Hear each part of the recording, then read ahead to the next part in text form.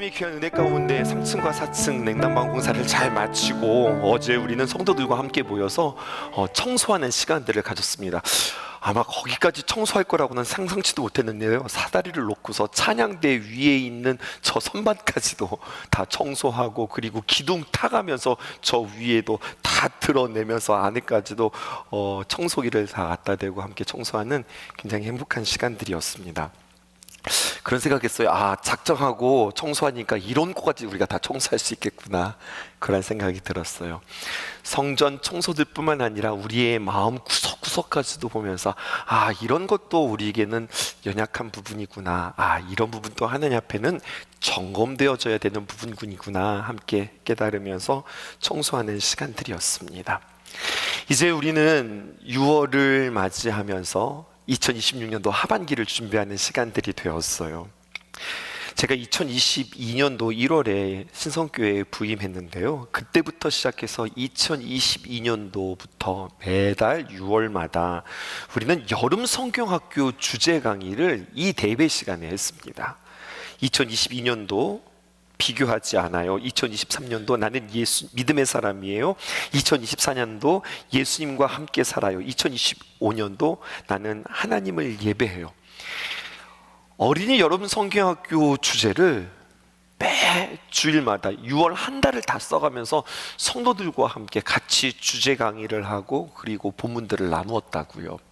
왜 그랬을까요? 여름 성경학교의 본질을 다시 한번 생각해 보기를 원했습니다. 오늘도 이 이야기 또 다시 한번 해볼까요? 여름 성경학교는 물놀이 하는 시간이 아니고, 간식 먹는 시간이 아니고, 코스 게임하고, 그리고 그곳에서 우리가 뭔가 프로그램을 하는 시간이 아니라, 여름 성경학교는 말 그대로 그 이름의 본질이 있습니다. 여름 시즌에 우리가 함께 하나님의 귀한 말씀을 집중해서 함께 배우는 시간이에요. 바라기는 같은 주제, 또 같은 본문을 가지고 영아부, 유치부, 아동부, 중고등부, 청년부, 청장년부, 장년부, 기둥 속회에 이르기까지 같은 본문으로 우리가 함께 이 말씀을 묵상하고, 또 이 말씀을 연구하고, 또 이 말씀을 치열하게 기도하면서, 아이들은 아이들대로, 청년들은 청년들대로, 장년들은 장년대로 따로따로 성장하는 것이 아니라 같은 말씀 안에서 같은 비전을 품고 하나님께서 우리에게 주신 말씀이다. 올 한 해 우리가 특별히 여름을 나는 귀한 말씀이다. 마음 먹고 이 말씀들을 다 받는 거죠. 그런 거예요. 건물이 새롭게 단장되어지는 것보다 더 중요한 건 우리들의 믿음이 세워지는 게 더 중요하다. 또 예배당이 아름답게 변화되어지는 것보다 더 중요한 것은 우리의 영혼에 하나님의 귀한 말씀으로 변화되는 것이 중요하다. 그렇게 우리가 여러분들과 매년 6월이 되어지면 여름 성경학교를 준비하면서 교사들은 이 시간들을 통해서 내가 아이들에게 무엇을 가르칠까를 함께 고민하고, 그리고 교사 강습회를 겸하여서 말씀을 들었고요. 우리 성도들은 우리 아이들에게 이러한 말씀이 전해지는구나 알 뿐만 아니라 우리도 그 말씀대로 살아가야 되겠다. 모든 세대가 함께 그 말씀으로 말씀 앞에 서는 시간들을 갖게 되어진다고요. 그러니 2026년도 여름성경학교 주제도 되게 궁금한 거예요. 그래서 열어보았더니 이러한 주제였습니다. 함께 읽어보실까요? 시작. 살아가요 하나님 나라. 좀 어색하죠? 제가 볼 땐 좀 어색했습니다. 왜냐하면요, 정확하게 보면 이 문장은 이게 도치됐습니다. 뒤바뀐 거예요. 원래 이렇게 해야 좀 더 자연스럽죠. 하나님 나라를 살아가요, 이렇게 해야 맞는데 이 말을 이렇게 뒤집었습니다. 그러면서 강조하는 거예요. 그러면서 성도들에게 두 가지를 도전합니다. 첫 번째, 여러분 하나님의 나라가 어떤 나라일까요? 여러분 하나님의 나라에 대해서 정의하고 계십니까? 여러분들이 알고 있는 그 하나님의 나라가 성경에서 말하고 있는 그 하나님 나라와 같을까요? 이거를 우리에게 점검하도록 하고요. 두 번째, 그 하나님의 나라를 우리는 지금 살아가고 있습니까? 이거를 도전하는 거예요.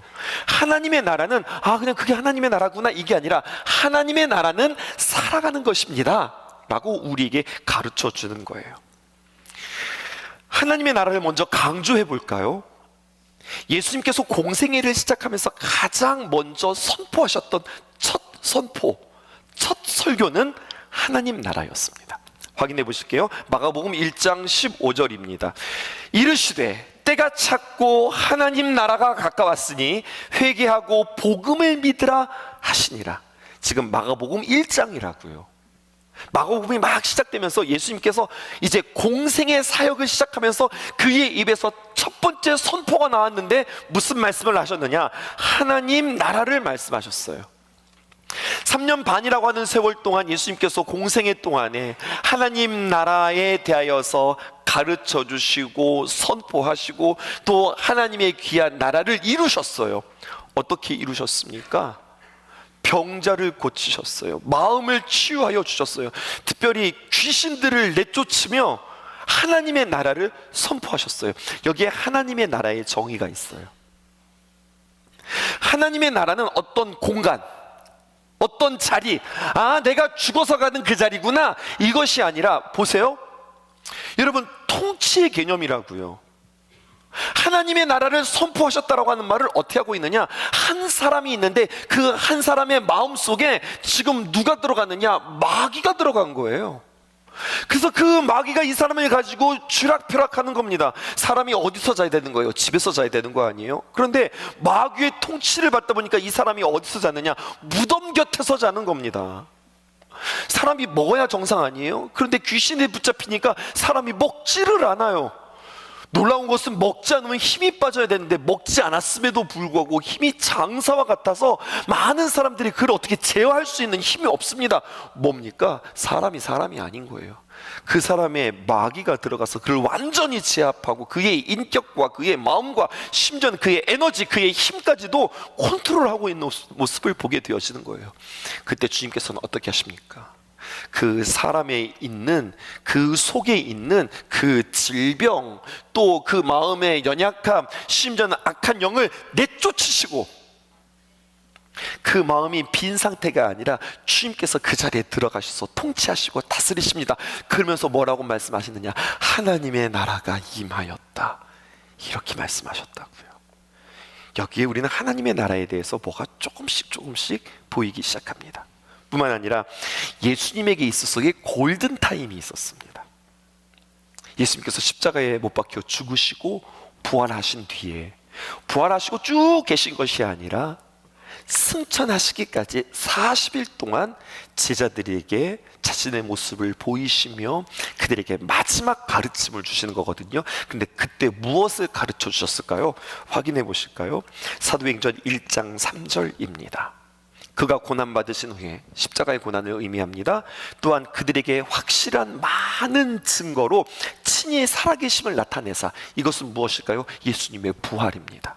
그리고 며칠 동안이에요? 40일 동안 무엇을 보셨습니까? 그들에게 자신이 부활한 모습을 보이시면서, 맞잖아, 내가 부활한 거 맞잖아, 이렇게 자신의 부활만 증명한 것이 아니라 그렇게 보이시면서 그들에게 믿음을 주면서 무엇을 말씀하셨냐면 하나님의 나라의 일, 하나님 나라에 대해서 그들에게 40일 동안 마지막으로 가르치셨다고요.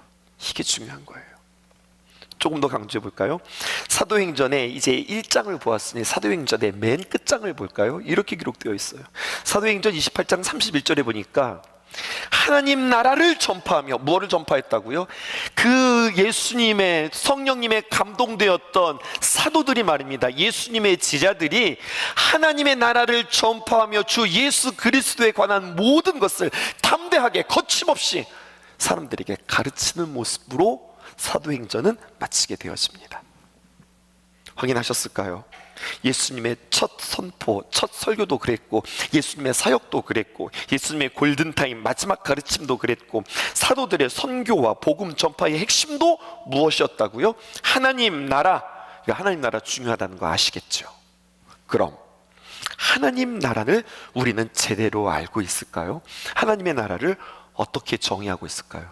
권사님, 집사님, 장로님, 하나님 나라가 뭐예요? 라고 한다면 여러분 뭐라고 말씀하실까요? 대신 말씀드릴게요. 혹시 이렇게 말씀하지 않으실까요? 하나님 나라요, 하나님 나라의 다른 말은 천국이에요. 천국은 무엇입니까? 언젠가 미래에 들어갈 나라, 내세에 누리게 되어질 나라, 앞으로 완성될 나라, 그게 바로 하나님 나라예요. 이렇게 이야기하시잖아요. 근데 이렇게 말씀하시는 것이 틀린 것은 아니지만 온전하게 다 말씀하신 것이 아닙니다. 하나님 나라의 미래적인 측면이 있어요. 근데 그것뿐만 아니라 주님께서 다시 오실 때 완성되는 영광의 나라, 요한계시록의 예언처럼 슬픔도 아픔도 고통도 눈물도 없는 그 나라, 하나님 나라 맞지만 성경이 말하는 하나님의 나라는 그것만 말하지 않는다는 사실이에요. 오늘 이 시간들을 통하여서 하나님의 나라가 무엇인지 정확하게 알고 가십시다. 우리 여름 성경학교니까 성경을 우리 함께 정확하게 배워보자고요. 하나님의 나라를 두 가지로 표현할 수 있습니다. 첫 번째, 하나님 나라의 미래성입니다. 하나님의 나라는 아직 다가오지 않았습니다. 완성되지 않았습니다. Not yet, 아직 오지 않았습니다 라고 하는 표현이에요. 본문 보실게요. 마가복음 1장 15절. 이르시되 때가 찼고 하나님의 나라가 지금 가까이 오고 있습니까? 아니면 하나님의 나라가 완성됐습니까? 하나님의 나라가 지금 오고 있어요. 그러니 회개하고 복음을 믿으라 하시더라. 여기서 말하는 하나님의 나라는 우리가 알고 있는, 우리가 지금 앞에서 이야기했던 그런 하나님의 나라예요. 완성될 하나님 나라, 우리가 장차 들어갈 하나님의 나라, 하나님께서 아름답게 이루실 그 하나님의 나라는 우리에게 점점 다가오고 있다. Not yet, 아직 이루어지지 않은 하나님의 나라. 예수님께서 우리에게 너희는 이렇게 기도하라 라고 주기도문을 가르쳐 주셨어요. 그런데 그 주기도문에서도 하나님의 나라가 등장합니다. 확인해 보실게요. 마태복음 6장 10절, 나라가 임하옵시며. 여기서 말하는 나라는 무슨 나라냐? 하나님 나라예요. 그러면서 이렇게 기도해 라고 하면서 우리에게 가르쳐 주신 이 기도는 소망 가운데 기도하는 거예요. 이루어진 게 아니에요. 어떻게 기도합니까? 뜻이 하늘에서 이루어진 것 같이 땅에서도 이루어졌습니다가 아니라 이루어지니이다, 이루어질 것입니다, 미래형으로 표현되어져 있다고요. 그러니까 이렇게 하나님의 나라가 우리에게 다가올 것들을 소망하면서 하나님의 나라가 우리에게 이루어 주옵소서, 뜻이 하늘에서 이루어진 것과 같이 땅에서도 이루어지게 하옵소서라고 기도하라고 주님께서 우리에게 가르쳐 주셨어요. 그래서 하나님의 나라는 아직 이루어지지 않는, 다가오는, 우리가 기다리고 있는, 여러분들이 알고 있는 그 하나님의 나라 맞습니다. 그런데 또 다른 하나님의 나라가 있다고요. 또 다르다고 표현하기보다는 여기에 더 하나님의 나라를, 더 그 의미들을 붙여야 된다고요. 그건 바로 뭐냐? 미래의 하나님 나라가 아니라 하나님의 나라의 현재성, 이미 임하신 하나님의 나라도 있다고 하는 거예요. 이미 already라고 표현합니다. 그래서 하나님의 나라는 already but not yet 이렇게 표현하고 있어요. 예수님께서 계신 그곳에 하나님의 나라는 이미 임했다는 겁니다. 예수님께서 이 땅에 오심으로 말미암아 하나님의 나라는 시작됐다는 거예요. 그러니까 우리는 하나님의 나라는 임한 거예요? 임할 거예요? 라고 질문한다면 대답은 이렇습니다. 둘 다 맞습니다. 하나님의 나라가 시작되었습니다. 하지만 완성되어지지 않았습니다. 중요한 것은 이미 완성되었다, 완성되어질 것이다, 이게 중요한 것이 아니라 우리가 어디에 서 있느냐가 중요하다는 거예요. 우리 신성의 성도들이 2026년도를 살아가는 우리들은 어디에 서 있느냐? 하나님의 나라가 이미 임했고 하나님의 나라가 이미 다가올 그 하나님의 나라를 기다리며 완성되어진 그 하나님의 나라 한복판에 우리가 살아가고 있다고 하는 이야기예요. 앞에서 이야기했죠. 예수님께서 오셔서 무엇을 말하십니까? 복음을 전하셨어요. 병든 자를 고치셨어요. 귀신을 내쫓으셨어요. 죄인을 구하는 놀라운 일들을 행하셨습니다. 그리고 이걸 다 뭐라고 이야기하냐? 하나님의 나라가 임했다고 이야기하는 거예요. 어려워요. 성경을 보니까 이렇게 기록되어 있습니다. 마태복음 12장 28절에 있는 말씀. 그러나 내가 하나님의 성령을 힘입어 귀신을 쫓아내는 것이라면 하나님의 나라가 이미 너희에게 임하였느니라. 완성입니다. 그러므로 하나님의 나라라고 하는 것은 우리가 앞으로 들어갈 어떤 공간적인 개념뿐만 아니라 하나님의 나라는 오늘 내 가운데 임하셔서 나를 다스리시고 통치하는 그 한복판에 우리가 서 있는 것, 그것이 바로 하나님의 나라가 나에게 임했다라고 표현하는 겁니다. 이 말을 좀 더 쉽게, 그리고 우리는 더욱더 명확하게 이야기하겠습니다. 하나님의 나라를 정의하기 위해서는 반드시 짝으로 한 가지 또 오는 것이 있는데, 그것이 바로 복음이라고 하는 겁니다. 성경에 나오는 많은 도읍과 성읍 중에 여러분들 잘 알고 있는 유다 땅에 있는 예루살렘이라고 여러분들 아실 겁니다. 예루살렘이라고 하는 말은 히브리어 예루살라임이라고 하는 말에서 왔는데요, 이 말은 두 말이 붙어 있는 겁니다. 하나는 바로 뭐냐면 예루라고 하는 말은 야라에서 온 말로 세우다, 기초를 놓다 라고 하는 말이 예루, 야라라는 말이에요. 어렵게 설명해서 죄송해요. 근데 뒤에 말은 괜찮아요. 이제 여러분들 아시는 거예요. 살렘이라고 하는 말은 샬롬이라는 말이에요. 이것은 무슨 말이죠? 평화라고 하는 이야기예요. 그러면 예루살렘, 이 말을 한번 붙여볼까요?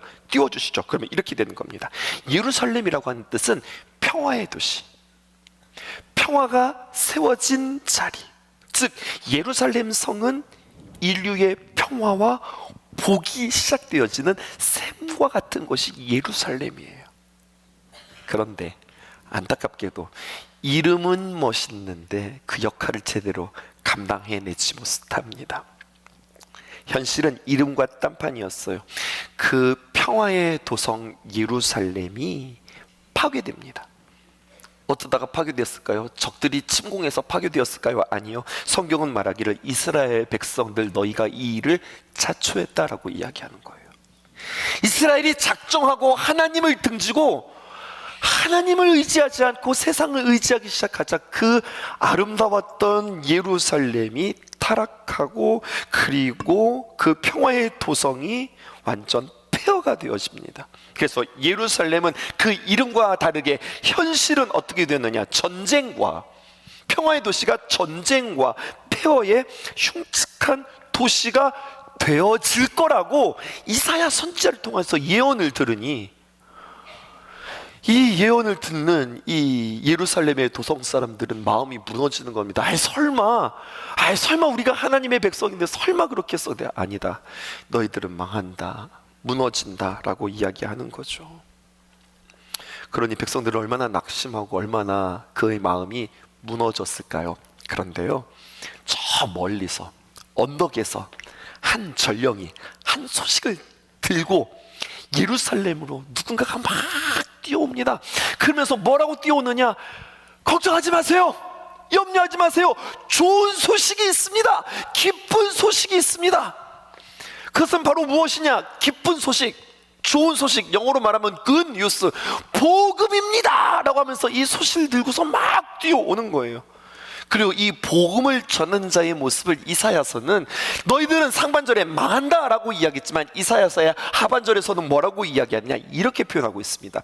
이사야서 52장 7절, 좋은 소식을 전하며 평화를 공포하며, 공포한다고 하는 거, 공포에 휩싸였어 이런 뜻이 아니라 선포한다는 이야기예요. 공식적으로 선포한다. 또 좋은, 복된 좋은 소식을 가져오며 구원을 공포하며 구원을 선포하며, 그리고 시온을 향하여서 말하기 시작한다. 시온, 다시 말해서 예루살렘을 향하여서 말하는데 뭐라고 말하느냐? 이게 복음이라는 거예요. 내 하나님이 통치하신다. 이게 복음이에요. 하나님은 무엇이냐? 누구냐? 바로 너의 하나님이다. 너희들이 하나님 앞에 배신하고, 너희들이 하나님 앞에 온전하지 못하고, 그리고 너희들이 하나님 앞에 배역한 일들을 행했다 할지라도, 그럼에도 불구하고 하나님은 너의 하나님이시다. 그리고 그 하나님이 다스리신다, 통치하신다 라고 하는 기쁜 소식을 들고서 오는 거예요. 걱정하지 마세요, 하나님이 여러분들을 통치하신답니다 라고 하는 그 소식을 전하는 자의 발, 산을 뛰어넘는 그 발, 얼마나 다치고 얼마나 헤어지고 아팠을까요? 그럼에도 불구하고 나는 이 소식을 시온에게 전한다, 예루살렘에 전한다고 그는 자신의 상처를 무릅쓰고 달려옵니다. 그 모습을 바라보며 이사야 선지자는 말하기를 그의 발이 어찌 그리 아름다운가, 그렇게 이야기하는 거예요. 이사야 선지자가 그 발이 아름답고 말한 이유가 뭐예요? 아름다운 소식을 전하기 때문에 그래요. 그 아름다운 소식은 뭐예요?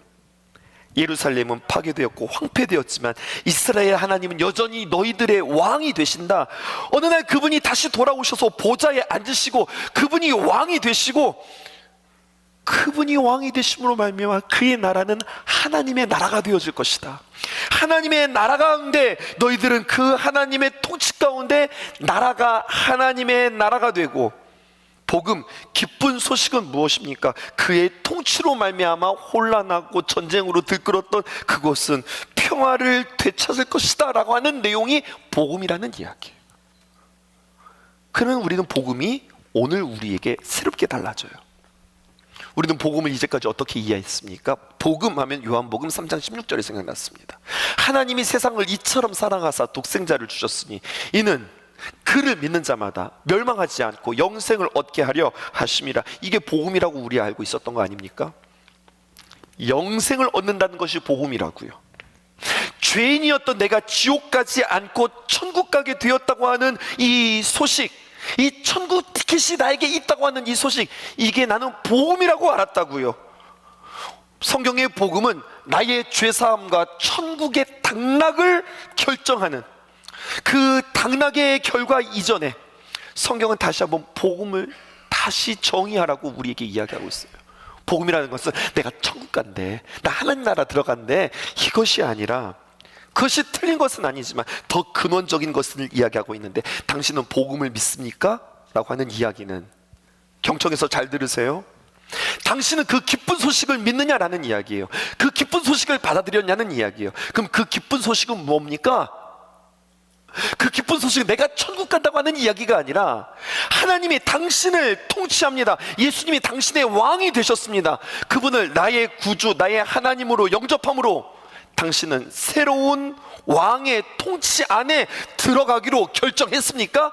이게 다른 말로 표현하면 예수님을 나의 구주로 영접했습니까? 이 말하고 똑같은 거라고요. 아멘입니다. 나는 예수님의 통치 안에 들어가기를 원합니다. 예수님이 나의 왕 되시기 원합니다. 나는 그분의 음성을 듣고 내가 그분의 말씀을 따르기를 원합니다. 정말 그렇습니까? 그럼 그분의 말씀을 들어볼까요? 하면서 그분이 우리에게 말씀하시는 그 말씀은 세상의 나라, 세상의 통치와 정반대되는 말씀이었습니다. 세상의 나라, 세상의 통치를 볼까요? 보통 강성한 나라라고 한다면 적을 제패할 군사력, 사람들을 제압할 정치력이 필요하고, 이 군사력과 그리고 이 정치력은 숫자와 그리고 힘으로 증명되어지는 거예요. 이게 세상의 왕, 세상의 나라, 세상의 통치, 세상의 목적이에요. 그래서 예수님은 엉뚱한 얘기 하시는 겁니다. 이거와 정반대의 이야기를 하시는 겁니다. 하나님 나라에서 가장 큰 자는, 하나님 나라에서 가장 복된 자는, 하나님 나라에서 가장 위대한 자는 누구인가?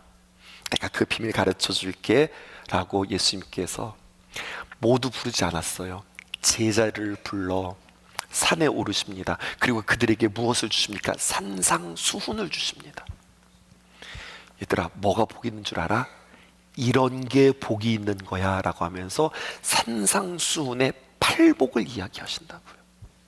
그리고 그 팔복은 이런 사람이 복 있는 사람이 아니라, 이런 뜻이 아니라 이렇게 살아가는 것이 하나님의 백성이고 하나님의 나라를 살아가는 삶이야 라고 이야기하는 거예요. 그리고 그것은 아주 새로운 게 아니에요. 그 하나님의 나라의 기쁜 그 소식, 하나님의 통치는, 여러분, 제가 이 강단을 통하여서 얼마나 누누이 강조했는지 몰라요. 오늘 시간이 없어서 8가지를 다 이야기할 수는 없지만 늘 강단에서 이야기했던 4가지의 가치, 오늘 여러분 하나님께서 기뻐하시는 4가지의 삶 기억나십니까?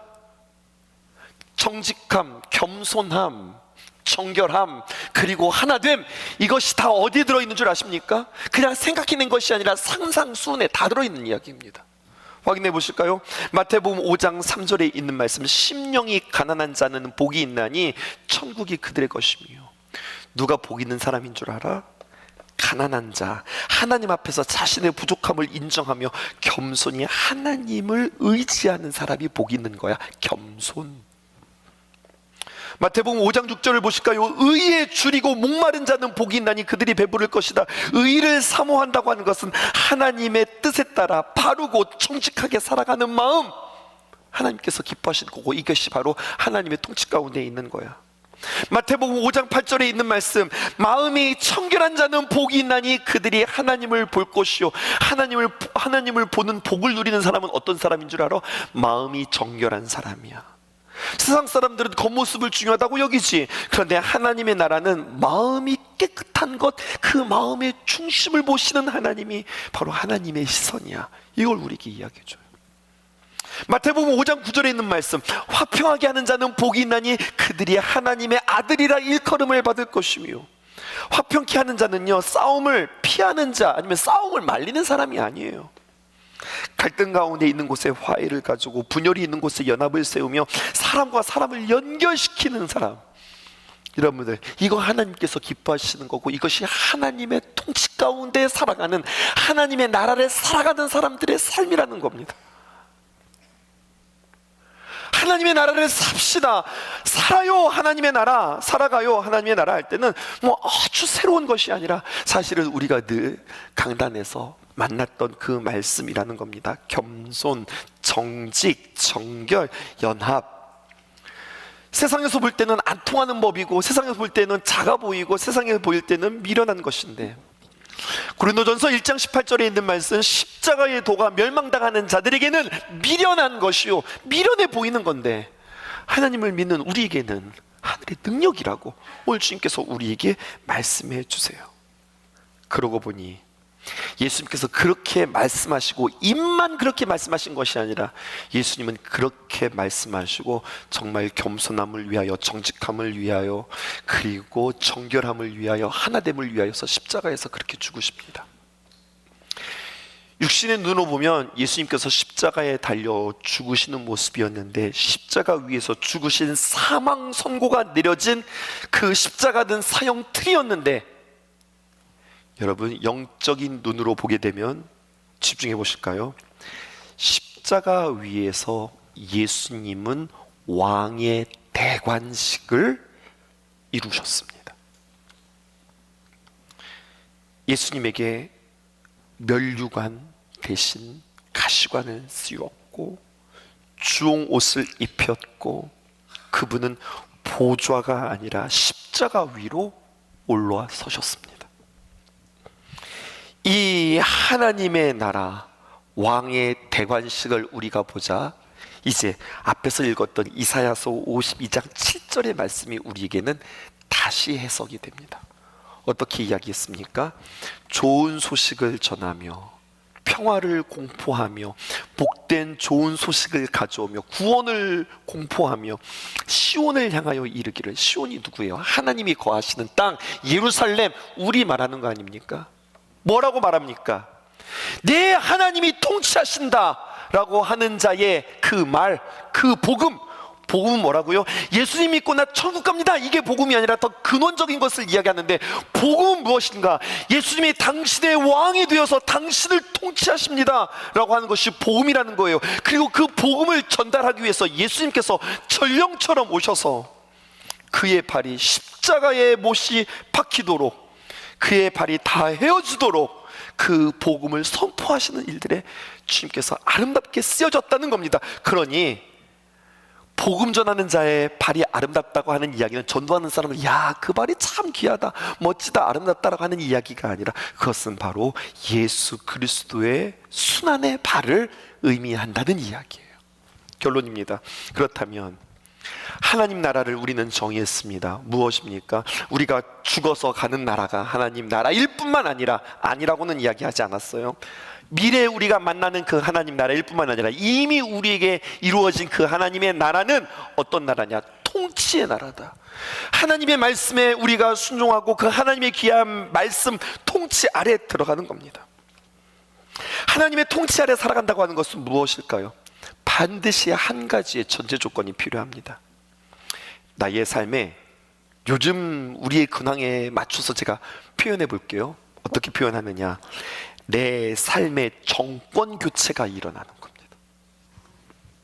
회개란 무엇입니까? 하나님 잘못했어요. 내가 다시는 죄짓지 않을게요. 그래, 내가 네 죄를 용서한다. 이게 회개가 아니라, 오늘 이 말씀의 관점에서 볼 때 회개란 무엇입니까? 정권 교체입니다. 내가 누구의 통치를 받느냐의 싸움이라는 이야기입니다. 회개란 무엇이냐? 내가 이제까지 내 맘대로 살았고, 내가 세상의 방식대로 살았고, 더 나아가 마귀의 계략에 내가 휩쓸리면서 살아갔던 내가 회개합니다. 내가 하나님을 나의 주, 나의 왕으로 모십니다. 이게 회개라고요. 아멘이십니까? 내가 나의 뜻대로, 나의 생각대로 살아가면서 오히려 거꾸로 하나님, 내 뜻대로, 내 마음대로 요거 이루어 주셔야 돼요.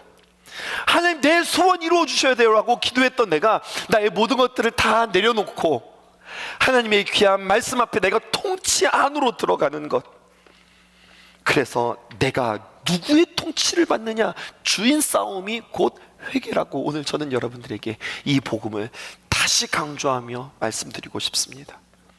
사탄이요, 똑똑합니다. 노련합니다. 오늘부터 하나님 버리고 세상을 왕으로 모셔라, 나를 왕으로 모셔라, 이렇게 접근하지 않습니다. 노골적으로 이렇게 공격한다면 우리는 즉시 아마 대항할걸요, 즉시 맞서 싸울걸요. 그래서 사탄은 그렇게 다가오지 않습니다. 타협하도록 유혹하고, 그리고 작은 틈을 타서 한 켠 한 켠 우리에게 쌉니다. 이렇게 하는 거죠. 이번 딱 한 번만 하지 뭐, 다음에는 하지 말고, 별거 아니니까 그냥 이번만 하고 다음에는 하지 말자, 이렇게 다가오는 겁니다. 야, 남들도 다 그렇게 하는데 네가 뭐가 그렇게 유별난다고 너만 그렇게 살아. 굳이 그렇게 할 필요 없어. 다른 사람들과 비교하게 하면서 나의 기준을 다른 사람들로 정하게 합니다. 당장 내 신앙이 무너지는 것 같지도 않고, 난 여전히 하나님 사랑하고 있고, 난 하나님의 자녀고, 이 믿음 변하지 않고, 그러니 괜찮다고 여기도록 마귀는 우리를 유혹합니다. 이 얇은 죄의 조각들이 하나 둘씩 쌓이기 시작하면 무서운 일이 벌어지는 거예요. 이런 말 있죠. 곁방 하나 내주었더니 어느새 안방 차지했다고.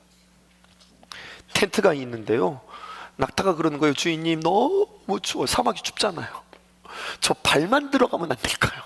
그래, 너 나 태우고 오니까 애썼다, 발만 들어와라. 한참 지나, 주인님 근데 너무 추워. 코가 너무 시려. 코만 좀 들어가면 안 될까요? 그래, 코만 들어와라. 조금씩 들어오다 그 커다란 등치가 텐트 안에 다 들어오고, 정작 주인은 내쫓겨서 얼어 죽었다는 이야기. 뭐 만들어낸 이야기는 하지만, 여러분, 조금씩 틈을 주고 허락했더니 어느새 다 들어왔다는 이야기.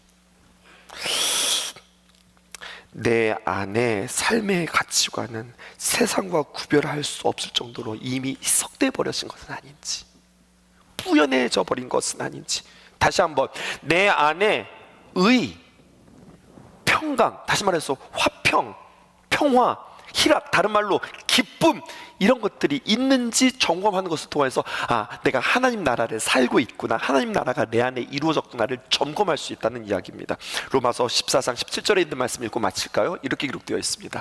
하나님의 나라는, 시작, 하나님의 나라는 먹는 것과 마시는 것이 아니요 오직 성령 안에 있는 의와 평강과 희락이라. 더 쉽게 우리에게 다가오면 이렇게 말합니다. 다 싹 걷어내고 주어와 수로만 이야기하면, 하나님의 나라는 의와 평강과 희락이라. 하나님의 나라 무엇이라고 했습니까? 공간이 아니라 하나님의 통치라고 그랬죠.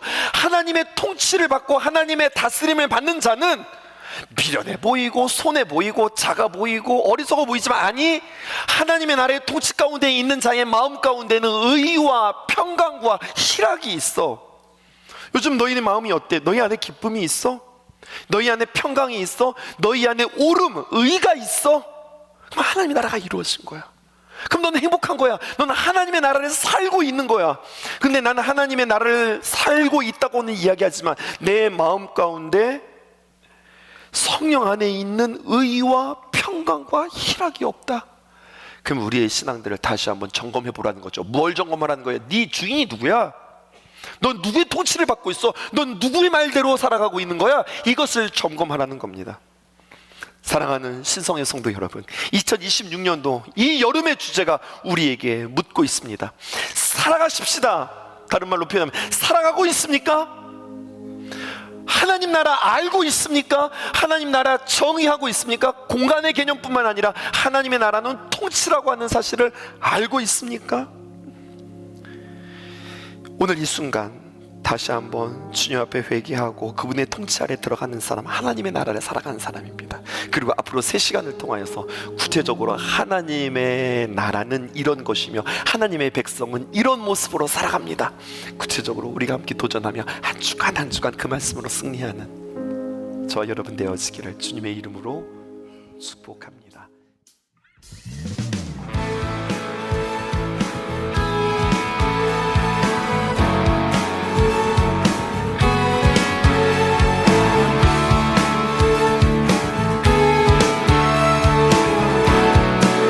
우리가 꿈꾸는 나라,